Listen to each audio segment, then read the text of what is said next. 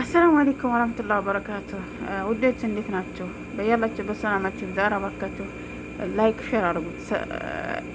በቃ እምቢ አለኝ አልሸርትም ብሎ ላይ ምን ትገባ እምቢ አለኝ ተው ቢል እባካችሁ አበረታታኝ። መልካምና ለራስ ነው። ዛሬ ጥያቄ ለሴቶች እንዴ ነው ግን በጣም ልብ ብላችሁ አይታችሁ ታውቃላችሁ?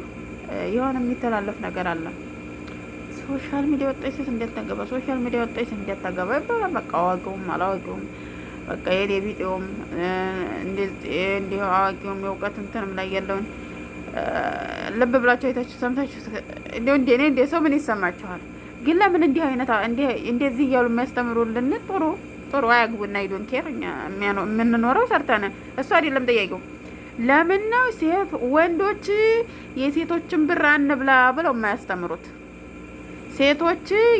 ወንዶች የሴቶችን ብር አንብላ፣ ወንዶች ሰርታችሁ ራሳችሁን ቻሉ፣ ሚስትም ካገባችሁ የመረጣችኋትን ራሳችሁ ልታስተዳድሩ ሞክሩ ብሎ ነበር መማር ያለበት። እኛ ወንዶች ምን ያህል ብንመን ነው፣ ምን ያህል ዳዩስ ብንሆን ነው በእህቶቻችን በሚስቶቻችን አልቀና ያልነው ሶሻል ሚዲያ ለጥቀው ታሳጡ ብለው ማስተማር ያለባቸው መፍሩት እነሱ ቆዩ ራሳቸውን ቆዩ። እንደ ዲን አይደለም ባይዘው እንደ ዲን ሳይሆን እንዲያሳብ እኛ ሶሻል ሚዲያ ወጣን ምን ቢሆኑ ነው? የሴቶቹ ችግራቸው ምንድን ነው? ያጋጠማቸው ችግር ምንድን ነው?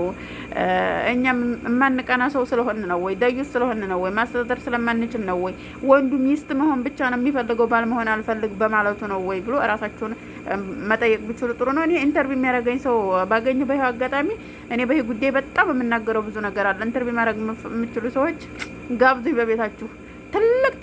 ትልቅ ተከታይ ያለው በተለይ ኢስላሚክ ሚዲያ ኢንተርቪው አርጉኝ። አሰላሙ አለይኩም። ላይክ ሼር አርጉልኝ።